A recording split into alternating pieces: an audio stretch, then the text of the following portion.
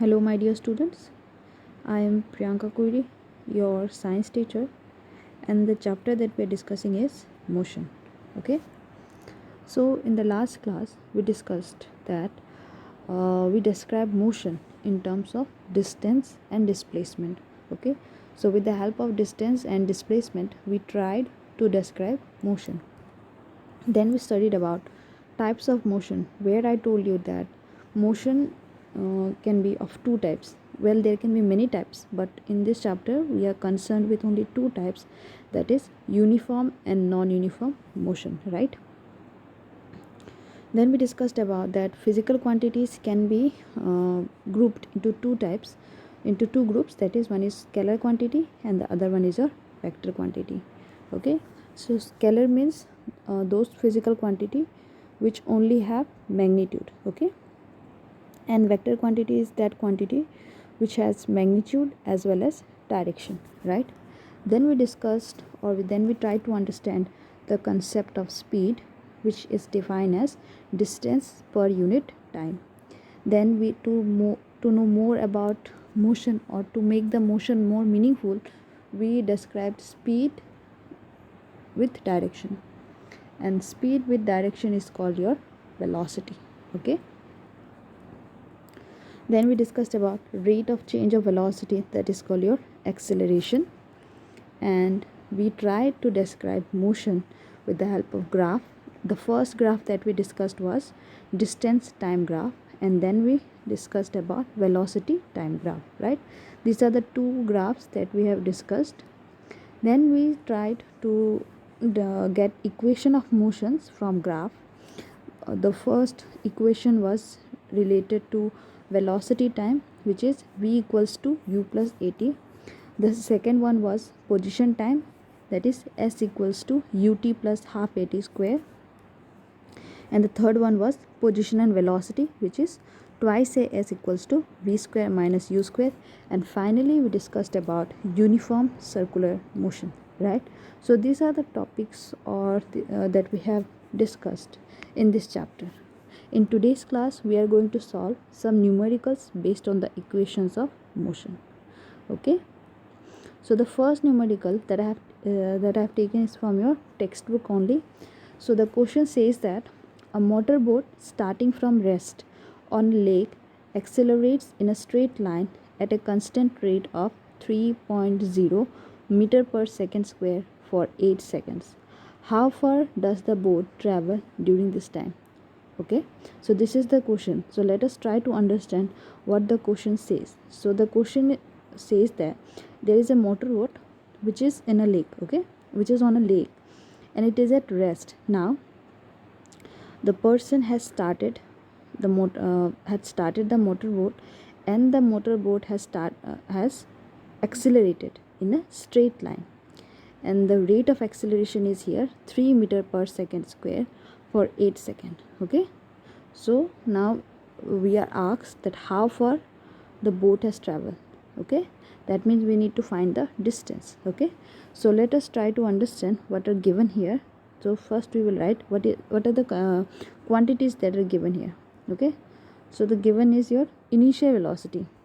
Since the motorboat is at rest, so the initial velocity will be 0 meter per second. Okay, then the acceleration is here 3 meter per second square, and the time is given here as 8 seconds.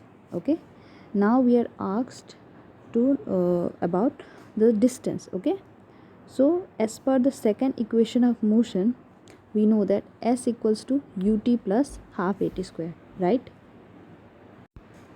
So now we will put all the values that we have. So therefore the total distance traveled by the boat in 8 seconds will be equals to, in case of ut, u, that is 0 into 8 is to anything divided by anything multiplied by 0 is going to be 0. So that is why I have written here 0 plus half, and a is 3 and t is your 8, so 8 square. Okay, so then we will get half into 3 into 8 square, that is your 64. So upon simplifying we are getting 3 into 32, okay, and 3 into 32 means 96 meter. Therefore the motorboat travels a distance of 96 meter in a time frame of 8 seconds. Okay, fine. So this is how you have to do it. Now let us try to solve another question. It says that a trolley while going down an inclined plane has an acceleration of 2 centimeter per second square. What will be its velocity 3 seconds after the start?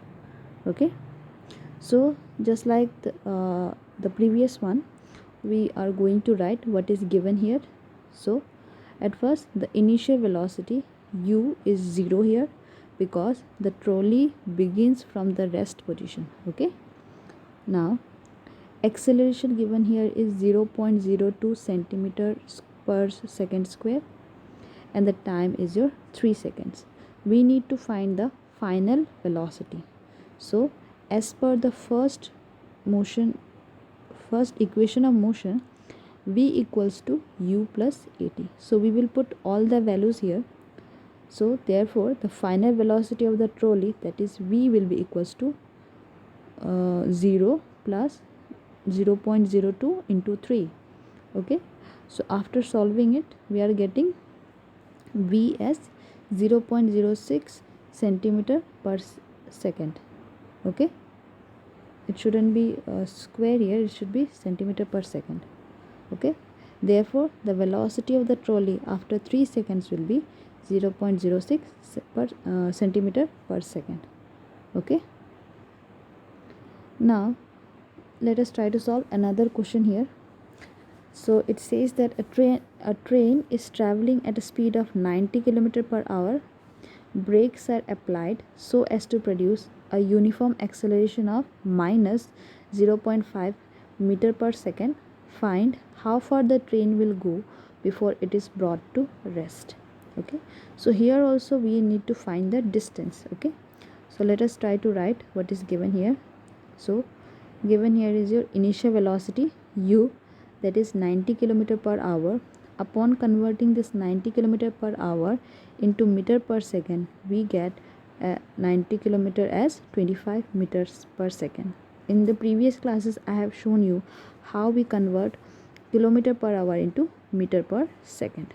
Okay, next is your final velocity is 0 because the train is brought to rest. So the final velocity will be 0. Acceleration here is minus 0.5 meter per second square, and as per the third motion equation, okay, third equation of motion, v square minus u square equals to twice as. So we will put all the values here.